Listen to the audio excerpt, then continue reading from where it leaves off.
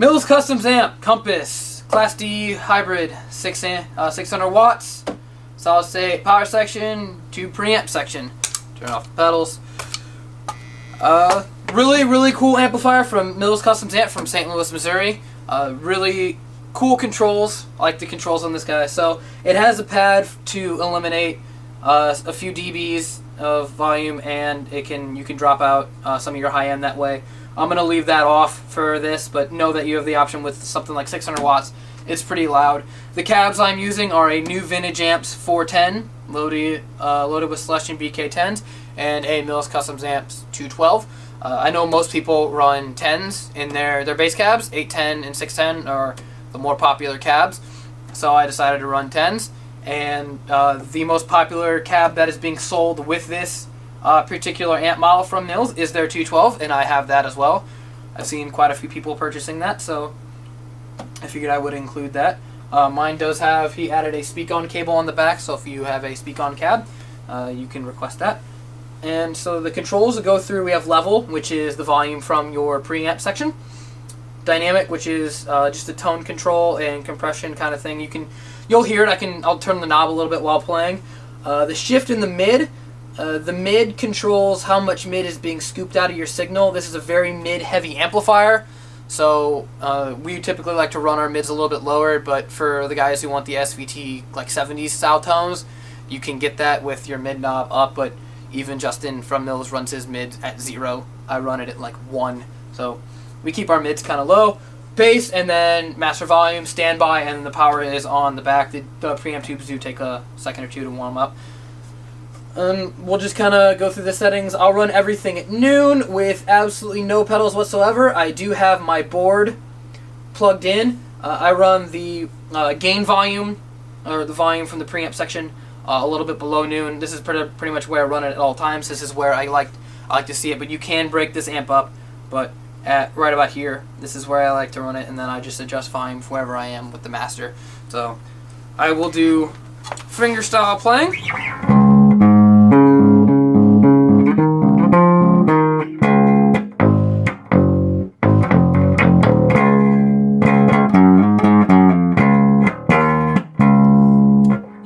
That's very old school style bass sound, but you can really get, I prefer the modern sounds out of this. So if we move our shift knob a little bit here, and then bring our mid knob back down low, and then our bass up and our treble up just a little bit, we can kind of hear the...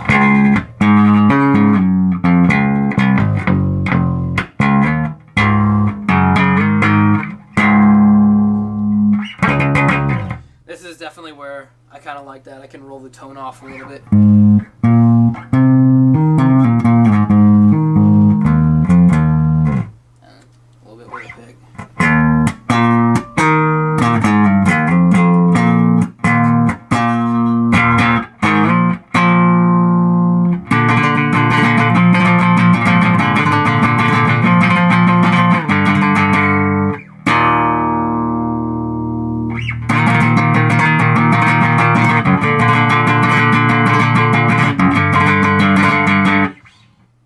Cool sounds. It takes pedals well. I know a lot of people in our community use Sans amps. I'm going to run a Sans amp right quick into it and show you what that is. The Sans amp, I basically have everything at noon except the treble and bass. I have them a little bit above just again so we don't add mids. We don't really like mids, so...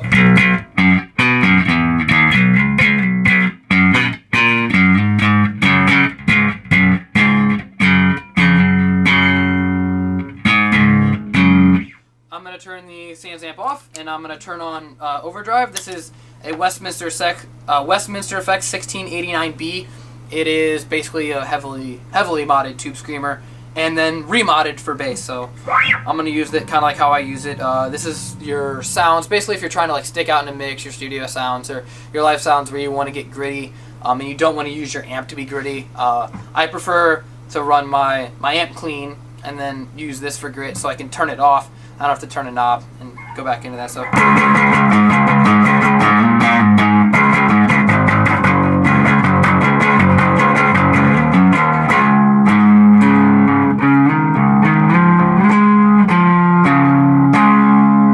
and then we'll do that kind of drive with the we'll turn the SansAmp on and see what that sounds like with that.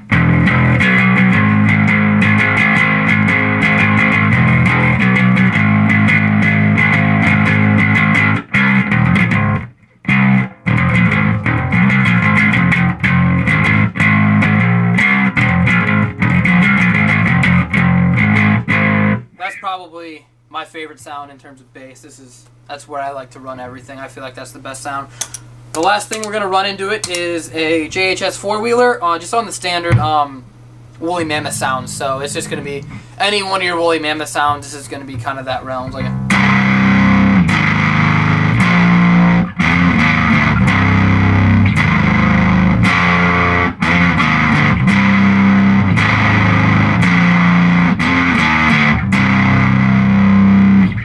and then we will turn on our SansAmp.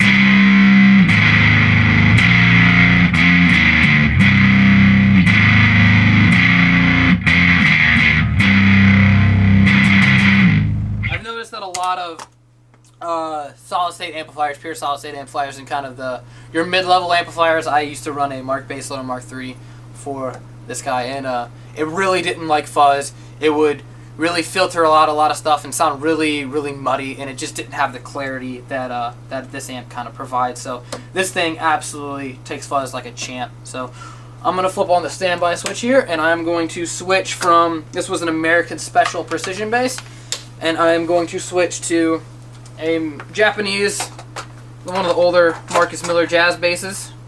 Run this guy, see how this guy sounds into it. This, I definitely feel the jazz basses. I know a lot of the people from Mills play jazz basses, and so I feel like they shine without the SansAmp a lot more. Flip standby back on, be in the same kind of realm.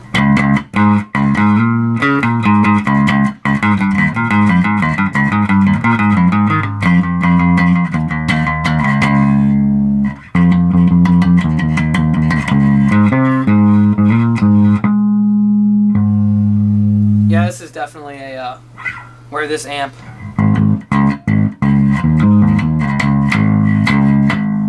shines on its own. It is with jazz basses. So I'm gonna play a little bit of this. Give you a little slap with some compression. This is JHS Pulp and Peel V4.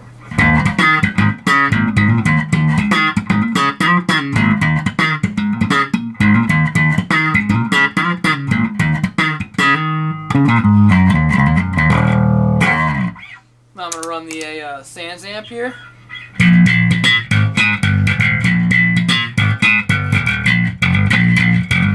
You can really hear that grit and that presence in the jazz bass.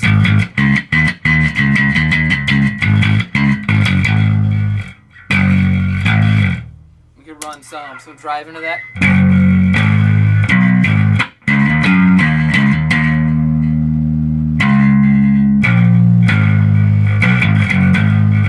Really cool sounds.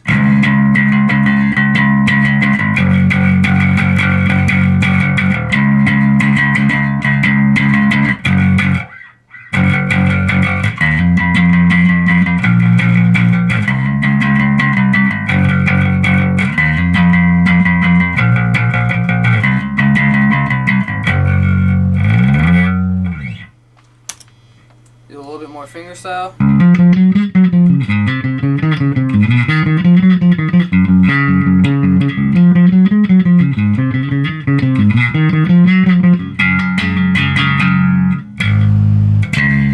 Turn off the SansAmp for that.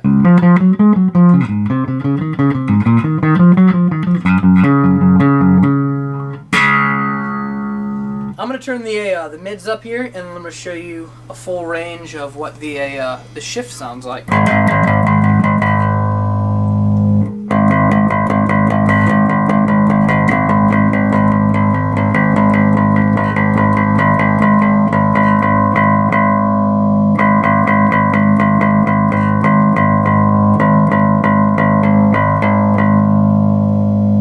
So you can really carve out your own sound.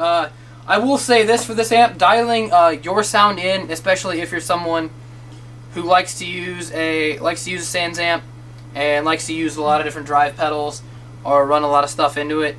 it will take some time to dial it in. I've heard a few stories about people who've purchased these and been like, I didn't really like it, and I was thinking about sending it back, and then I played with it a lot more, I dialed in my sound a lot more, and it took me a while to figure it out, but I finally realized that this was a killer amp. So if you are in the market for something like this, SVT-esque, but a little bit more control over your sound, the mid and shift and dynamic knobs take a little bit to get used to.